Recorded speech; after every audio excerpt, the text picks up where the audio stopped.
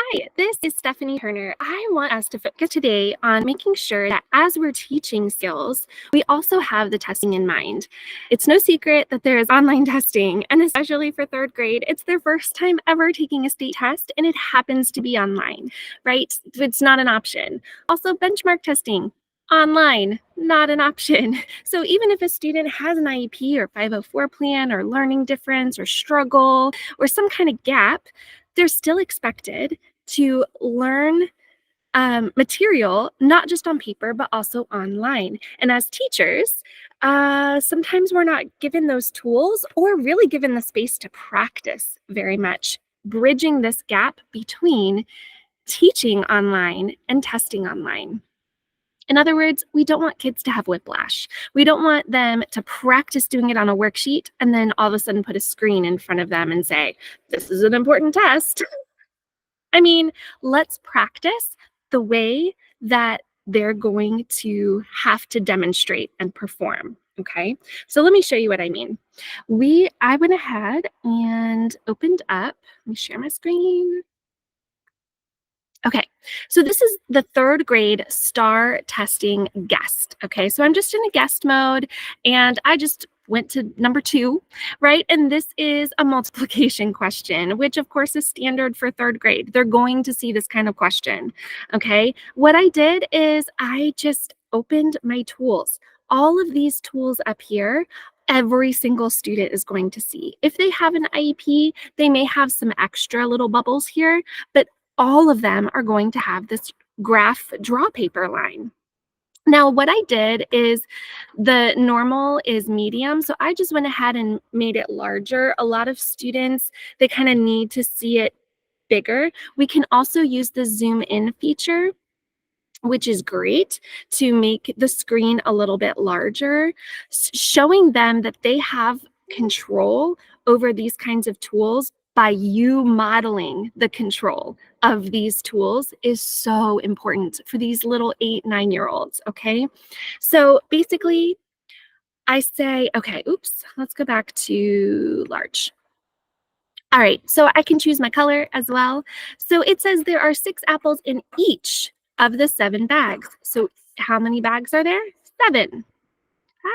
So I'm going to use my circles and stars strategy. All right, guys, let's draw our bags. 1, 2, 3, 4, 5, 6, 7. There are 7 bags. Okay. And in each bag, there are 6. 6 apples in each. 6, 6, 6, 6, 6. And here is an example. Now, some of your students love to be artists, and that's why you're modeling to them. Nope, we make quick sketches.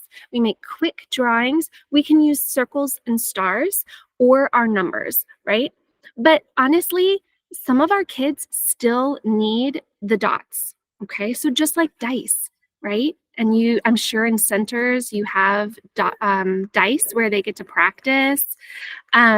So they can draw out the subitized 6 that look like dice, right? Just through 2 columns, 2 columns of 3.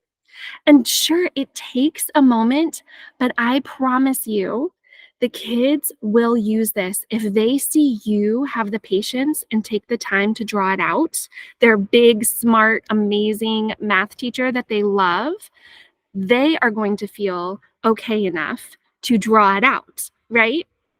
And the goal is not to finish the STAR test in 20 minutes, right? If they need to take 2 hours, great. With all the breaks, great. Let them write out the subitized visual version of a 6 and then literally count. Show them 1, 2, 3, 4, 5, 6, And so then they can, you can change the color.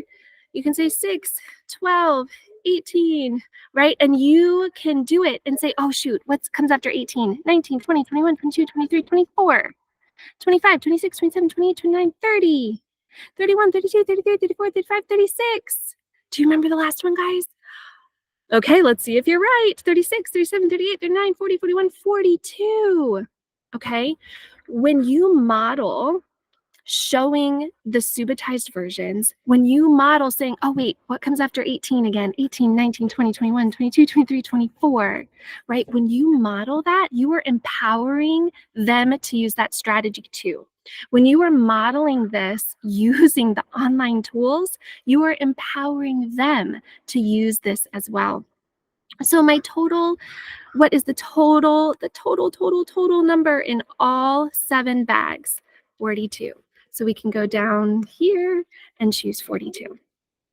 I hope you can see the power and the confidence that you are instilling in your students when you bridge the teaching and the testing together. There's no anxiety here. We have the tools, we have the strategies, we have the color coding right at our fingertips.